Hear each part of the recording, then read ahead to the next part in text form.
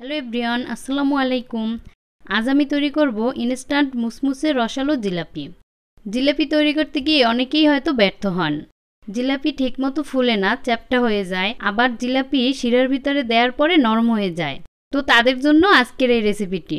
এই রেসিপিটি হুবহু ফলো করলে ইনশাল্লাহ কেউই ব্যর্থ হবেন না। তো জিলাপি তৈরির জন্য প্রথমেই আমি জিলাপির শিরাটা তৈরি করব। আর তার জন্য চুলায় একটি প্যানে 2 কাপ চিনি দিয়ে দিলাম আর পানি দিলাম 1 কাপ।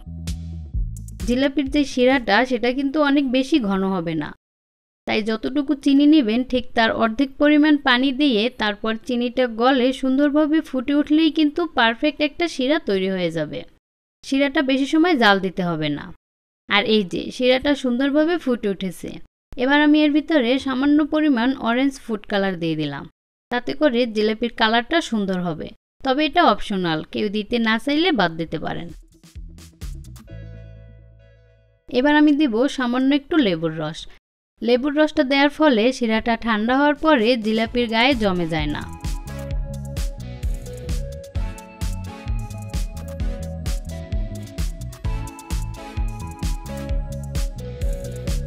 আর এই যে শিরাটা একদম রেডি। এবার চুলাটা বন্ধ করে দিলাম। তো এবার আমি জিলাপির ব্যাটার তৈরি করব। আর তার জন্য আমি একটি স্ট্রেনারের ভিতরে প্রথমে নিলাম 1/2 কাপ বেসন, 1/2 কাপ নিলাম ময়দা, আর 1/2 কাপ নিলাম চালের গুঁড়া, আর বেকিং সোডা নিলাম 1/2 চা চামচ। এবার এই সব কিছু একটু চেলে নিব।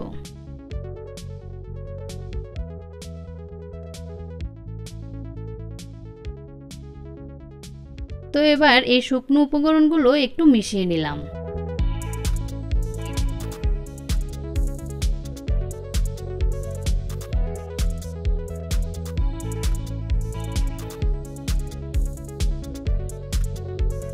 তারপরে এর ভিতরে নরমাল তাপমাত্রার পানি দিয়ে ব্যাটার তৈরি করতে হবে। আর ব্যাটারটা পারফেক্টভাবে তৈরি করার জন্য পানিটা অল্প অল্প করে বুঝে দিতে হবে।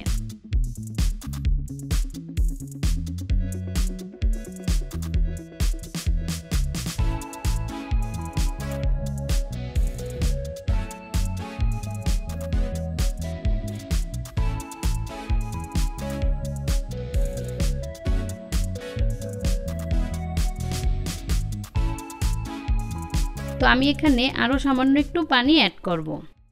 এবার এই ব্যাটারটাকে একটু সময় নিয়ে সুন্দরভাবে বিট করতে হবে।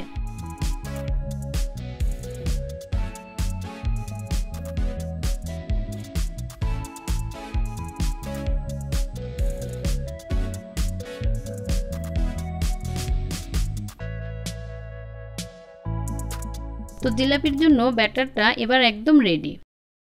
এবার এই ব্যাটারটাকে আমি এরকম একটা সসের বোতলে নিয়ে নিব।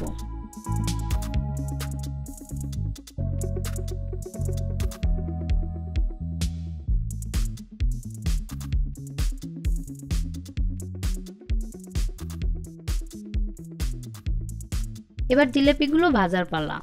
আর তার জন্য চুলায় একটি প্যানে আমি তেল বসিয়ে রেখেছি। এবার জিলাপিগুলো একে একে দিয়ে দিলাম। আর আমার জিলাপিগুলো দেখতে অতটা সুন্দর নাও হতে পারে। দোকানে যারা জিলাপি তৈরি করে তারা প্রফেশনাল, তাই ওদেরটা অনেক সুন্দর হয়। যাই হোক, আপনারা ট্রাই করলে আপনাদেরটা হয়তো আমার থেকে আরও অনেক সুন্দর হবে। তো আমি পুরো প্যান ভরে জিলাপিগুলো দিয়ে দিলাম। আর জিলাপিগুলো দেওয়ার আগে তেলটা খুব ভালোভাবে গরম করে নিতে হবে।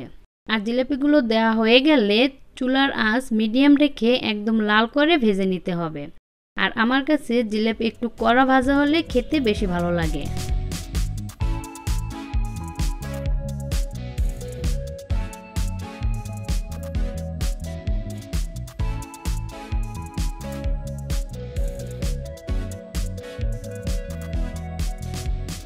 আর এই যে জিলাপিগুলো ভাজা হয়ে গেছে। এবার এগুলো তুলে সরাসরি শিরার ভিতরে দিয়ে দিতে হবে।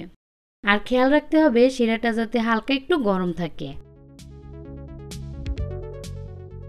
তো জিলাপিগুলো শিরার ভিতরে এভাবে একটু চেপে ধরে রাখতে হবে। আর এভাবে একটু চেপে ধরলেই কিন্তু শিরাটা সুন্দরভাবে ঢুকে যাবে।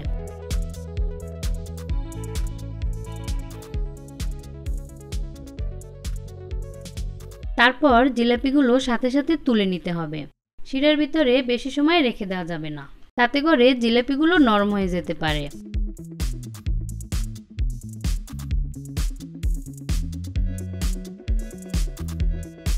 তো এই ব্যাটারটা দিয়ে আমি এরকম 3 ব্যাচ জিলাপি ভেজে নিয়েছি।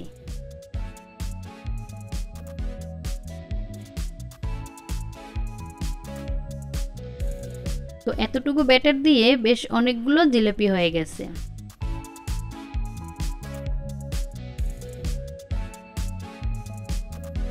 তো তৈরি হয়ে গেল মুসমুসে রসালো জিলাপি। তো আশা করি আজকের আমার এই ভিডিওটি আপনাদের ভালো লেগেছে।